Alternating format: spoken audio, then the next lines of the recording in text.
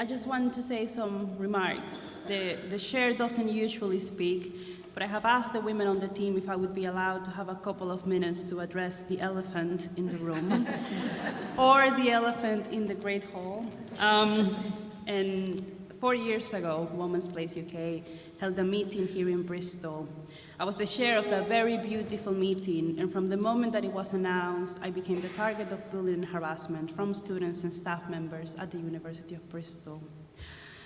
Because they objected to my right to share feminist meetings. This was despite the fact that the meeting was not held within the university campus. That bullying continued for years. And as many of you know, I challenged the way that the University of Bristol responded to my targeting, and I lost that legal case a couple of weeks ago. The judge in my case said that I was indeed the victim of violent, threatening, and intimidating behavior or language, and that there was a failure to respect my right to freedom of belief and freedom of speech. He also stated, generally, it is not for me in this case to pass judgment on the acceptability of the things said and done and whether the line between acceptable free speech was crossed, but I do observe that the threat or use of violence, such as the threats of throwing eggs and punching, obviously crosses a line and amounts to abhorrent and deplorable behavior. Nevertheless, he wrote that the university did not owe a duty of care to women like me. I'm not gonna lie, it does hurt to lose a legal case, but then you get right back up. And then you realize that life goes on. And what happened to me, I think that it is unfair, but it was not a tragedy. There is a lot to be grateful for. I have a recognition that what happened to me was unacceptable. I withstood the pressure from trans activists and from my own academic institution, who at one point went so far as to offer me money in exchange for me abandoning my PhD program. I said no, and I am so proud that I said no.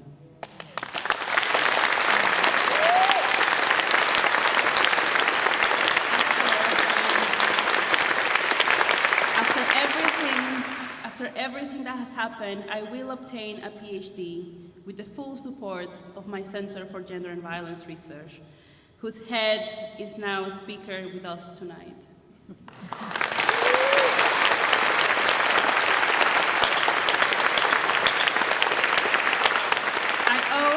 I owe it to myself, and I owe it to everyone who has supported me.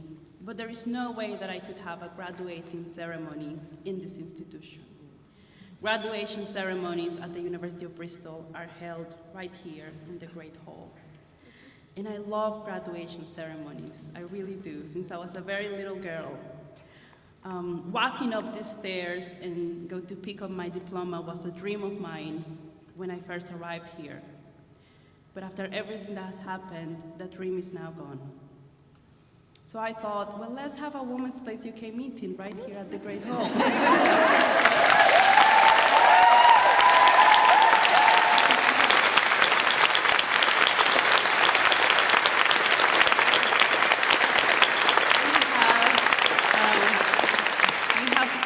No idea how long I have been plotting and scheming to get you all tonight here.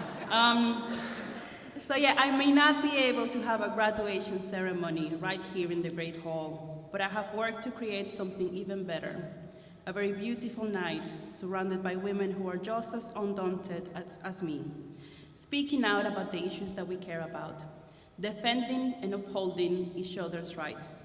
In my mind,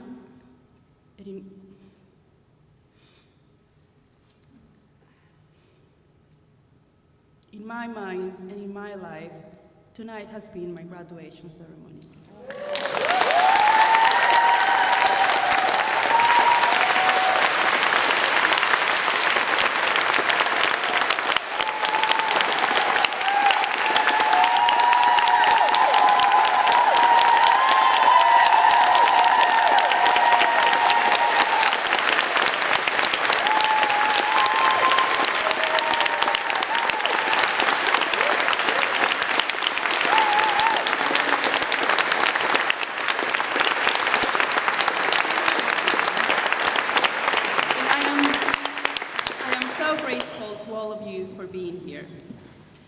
very vocal minority obsessed with kindness and being nice that says that women like us are not welcome here.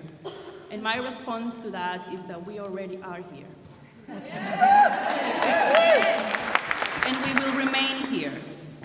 So tonight, this is Women's Place UK 30th meeting. We are gathered here because women did not sit around waiting for permission from external actors whose aim and objectives are contrary to the liberation of all women. We carried on despite the name-calling, the slurs, the intimidation, and the violent threats.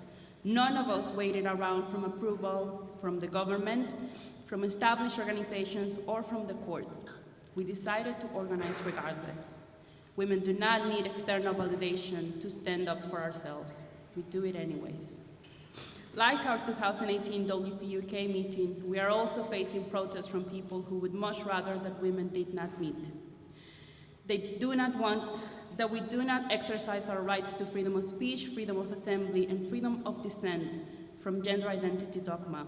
They write, WPUK came to Bristol in 2018. Let's show them that nothing has changed.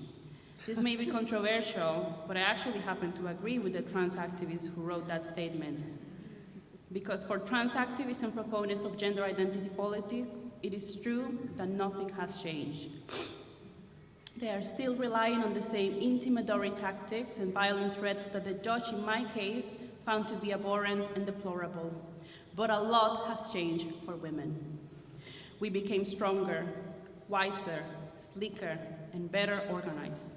When public bodies failed in their duty to ensure the protection of women's rights, we wrote guidance, published articles, held public meetings, engaged in controversial launches, pasted stickers, knitted ribbons in suffragette colors, created proper feminist organizations, and we spearheaded an international conversation about the consequences of autocratic creeds that seek to erode women and children's rights and the democratic process as well. When things did not go according to plan, we became creative, and we engineered new ways to challenge this evolving systemic backlash against women.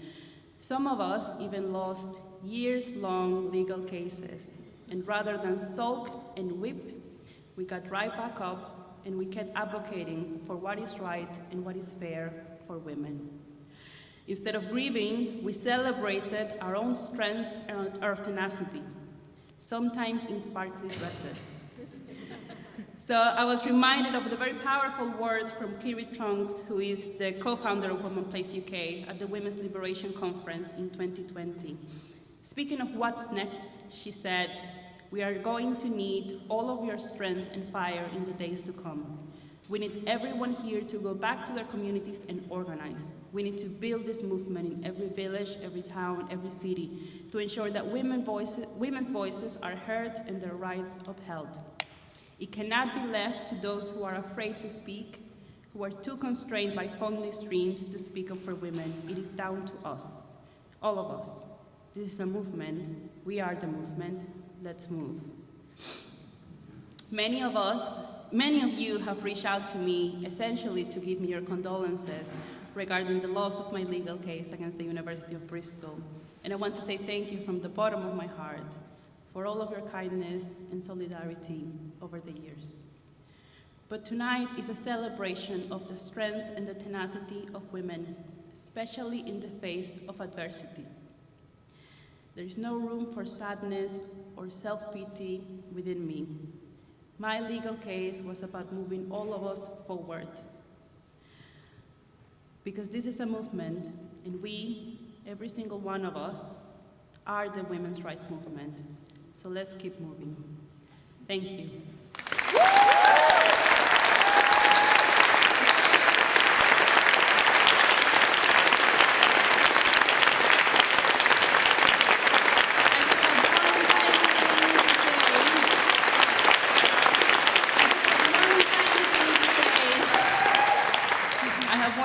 Thing to say before Judith Green from WPUK does the closing. And apparently there is something called the J.K. Rowling's Barmy Book Army Book Club. There is a Bristol chapter. Can you please contact Sandra if you want to be part of the Bristol chapter of the J.K. Rowling Barmy Book Army Club. Okay, thank you everyone.